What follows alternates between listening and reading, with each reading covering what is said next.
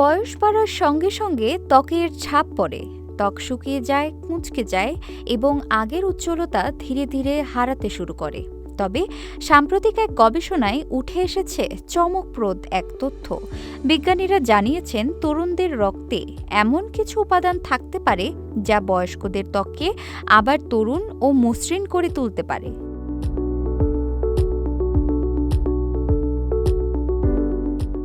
জার্মানির বিখ্যাত গবেষণা প্রতিষ্ঠান বেইয়ের্সডর্ফ এজি ত্বক নিয়ে এই গবেষণা পরিচালনা করে। গবেষকরা প্রথমে মানুষের ত্বকের মতো একটি মডেল তৈরি করে, তাতে তরুণদের রক্তরস প্রয়োগ করেন। শুরুতে তেমন কোনো পরিবর্তন দেখা না গেলেও যখন তাতে হাড়ের অস্থিমজ্জা কোষ যোগ করা হয়, তখন ত্বকের কোষে আশ্চর্যজনক পরিবর্তন দেখা যায়, যেন কোষগুলোর বয়স কমে যাচ্ছে।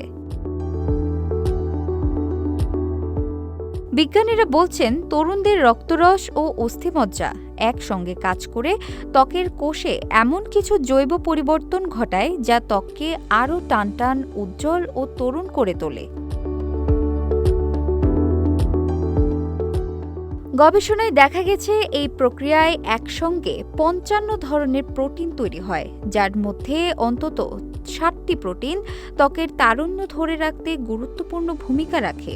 যদিও এসব প্রোটিন কিভাবে কাজ করে তা এখনও পুরোপুরি স্পষ্ট নয়। বিজ্ঞানীরা জানিয়েছেন এ বিষয়ে আরও গভীর গবেষণা প্রয়োজন।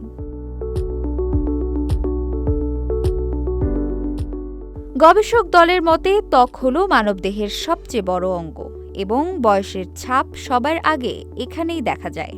তাই ত্বককে কেন্দ্র করে বার্ধক্য রোধের সম্ভাব্য পথ খুঁজছেন বিজ্ঞানীরা। তাদের মতে ত্বকের সুস্থতা আসলে পুরো শরীরের স্বাস্থ্যের প্রতিফলন। তারা আশা করছেন ভবিষ্যতে এই গবেষণা সফলভাবে প্রয়োগ করা গেলে বার্ধক্য আর দুর্বলতার প্রতীক থাকবে না, বরং সেটি হয়ে উঠবে সতেজ ও সবল থাকার এক নতুন অধ্যায়। নুসরাত জাহান, ঢাকা প্রকাশ।